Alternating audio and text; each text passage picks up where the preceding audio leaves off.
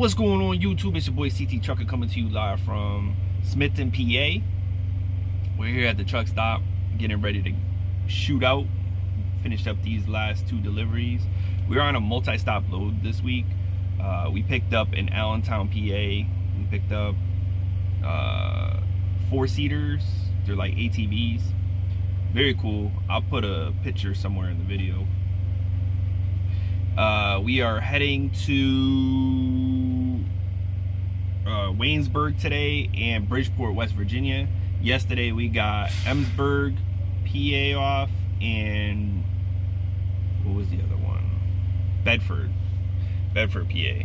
So we got those two off. So we're just gonna finish these two up today and try to find another load for the week. I don't know if I want to go back east or if I want to try to pick something up like a short haul. So we'll see what happens. But last week was a horrific week for me. We had a major breakdown. The truck lost its virginity per se. It was on the tow hook, so we had to get it towed to the Excel Truck Group in Richmond, Virginia, or Chester, Virginia. We had a whole bunch of issues going on. We had the DEF or DPF filter was all clogged up. I can't remember the rest of it off the top of my head, but yeah, that was the major component that was kind of all fucked up. So that pretty much, when they gave me my quote, it was for $3,800. I'm like, what the f? And they pretty much charged me for the core for new filters, because they had to put brand new filters in. So I was like, I'm not paying $1,000, and if I am, you're gonna give me those filters. And she was like, oh no, well, we put that in there just because if they're really bad, then we won't be able to get a deposit on it. Okay, I understand, but still, I want my filters if they are bad. So we didn't have a problem with that. So the total was 28. I think it was 28 something. Yeah. But of course, like I told you guys, I have extended warranty with my truck. They paid pretty much the $2,000. I paid the $700. Plus, I had to pay 2 nights of hotel too. So it came out to about $1,000 for me out of pocket, which wasn't too bad to get your DPF filters exchanged per se. So that's pretty much the only benefit of having that aftermarket warranty. I still regret it. I still regret buying it, because I could have used $7,000 into my bank account and just had that money piled up instead of what if. I mean, that was the biggest component so far that I've had an issue with. So knock on wood, that's it. But it was a tough morning for me. I lost my load going to Baltimore. It was tough, and then I had a deadhead home because my little sister was leaving. She graduated college and she was leaving to go to Houston, or Dallas, not Houston. So I had to get home, see her, but it is what it is. I'm not gonna say bye to my little sister. So we deadheaded home. It was pretty big deadhead, but we got it done. But then we got this load, which was paying very well, out of the house. I left Sunday night, and we picked up first thing Monday morning. So I was on site. Now we're just finishing up. But that's pretty much all that's going on with me. Like I said, that major breakdown was the tough part of last week. It kind of put me in a hole, if you think. But that's why we have to save up our money. That's why you got to put money in your little escrow or savings account for these big breakdowns. You never know when's gonna happen. And just so you guys know, the tow bill was $412 for 10 miles. I don't know what the going rate is on a tow bill. That was the first time I've ever been hooked up with having to pay the bill. I mean, I was hooked up when I was with Schneider. So I I don't know. So leave comments below. Let me know what you guys think. But on other news, I do want to let you guys know, whoever is subscribed to my channel and my subscribers, or even if you're just stopping by, the EIDL loan that everybody's talking about, they reopened the portals back up. So if you haven't applied for the EIDL and a $1,000 grant, go apply. You know, it doesn't hurt. It may help your business survive, and it's good for working capital.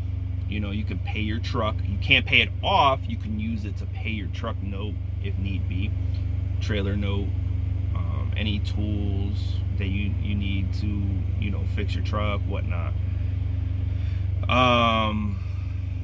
If you have credit cards that you use for the business, things like that. You know, it's definitely a great tool. I got mine in a couple weeks ago, so it definitely took a weight off my shoulder. But it's definitely a great tool to have, even if you don't use it or don't, you know, we don't know what's going to happen down the line. So that's why I'm saying to you guys, maybe you should apply. If you get the loan, if you don't use it for a year, you can give it back with no penalties. That's great.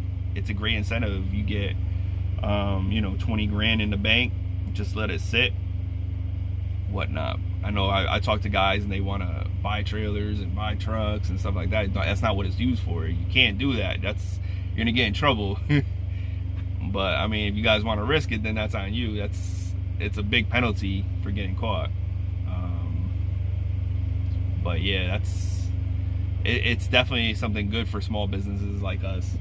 And I would really encourage everybody who hasn't applied for it to apply for it. And if you guys have any questions, I'm not a CPA nor a lawyer, so I'm just going by what I read and, you know, talk to other guys on YouTube, whatnot, about what it's used for, whatnot. It says working capital. There's no definition of what working capital is, so it's kind of a gray area. But,